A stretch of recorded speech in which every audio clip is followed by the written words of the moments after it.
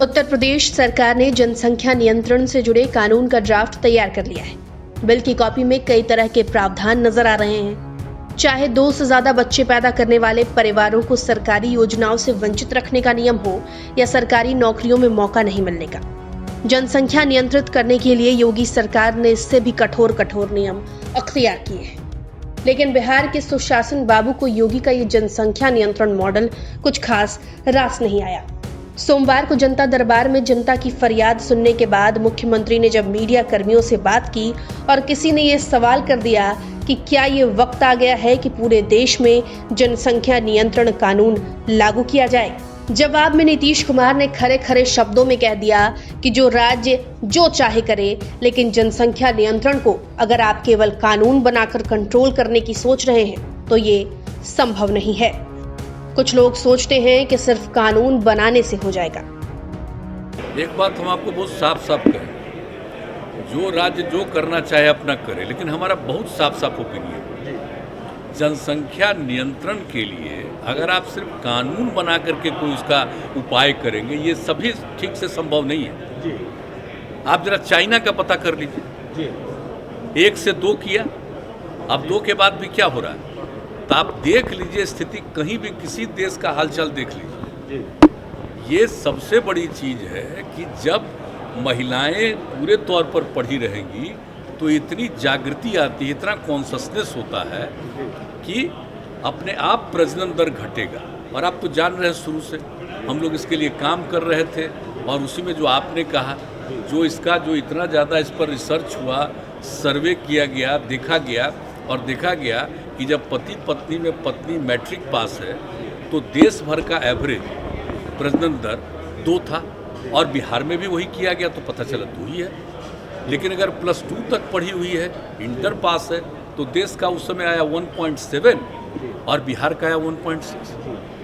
तो उसी समय तो यूरेका की भावना आई ना, हमको लगा कि भाई इतनी बड़ी चीज़ है, ये तो प्रजनन दर को कम करने के लिए। बिहार में कितना ज़्यादा है आप जानते हैं। तो देखिए, इससे काम शुरू करते घटते 4 के ऊपर था, अब उससे घटते 3 के पास पहुंच गया। लेकिन ये पूरे तौर पर होगा तो हमको पूरा भरोसा है कि 40 तक, हमको जो लगता है, मेरा अपना व्यक्तिगत जो हम पूरा का पूरा करते हैं कि 2040 तक जरूर ये वृद्धि नहीं रहेगी और उसके बाद घटना शुरू होगा।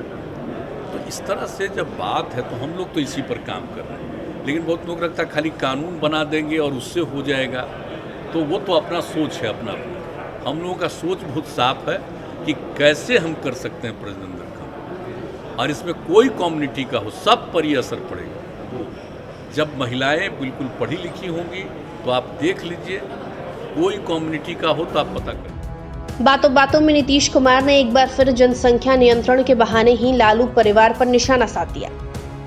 इक्का दुक्का तो होता ही न है, कभी तो आप देखें कि पढ़े लिखे लोग भी बहुत पैदा किए हैं। क्या तो इस तरह से तो कई लोग होते हैं, तो वो तो एक अलग बात है। ये तो नहीं मान करके चलिएगा कि हम तो कोई कानून के बहुत पक्ष में नहीं है, तो कुछ तो कर सकता है। लेकिन मैक्सिमम आज ये नहीं कोई कह सकता, दावा कर सकता कि हर परिवार में जो हम बोल रहे हैं कि प्रजनन दर, ओवरऑल प्रजनन दर घटेगा, लेकिन ये दावा हम नहीं कर सकते कि हर एक परिवार में कम ही कर लेगा। लेकिन कुल मिला करके ज़्यादा से ज़्यादा में कम हो, तो कुल मिला करके प्रजनन दर घटेगा।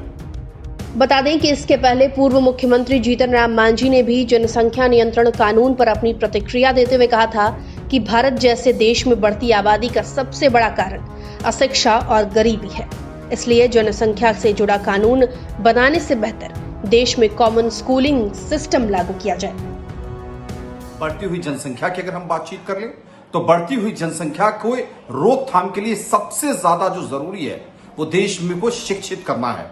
और देश में गरीबी और अशिक्षा जनसंख्या को बढ़ावा दे रही है। इसलिए सबसे ज्यादा देश में अगर किसी कानून की जरूरत है तो कानून है common schooling system, common education system.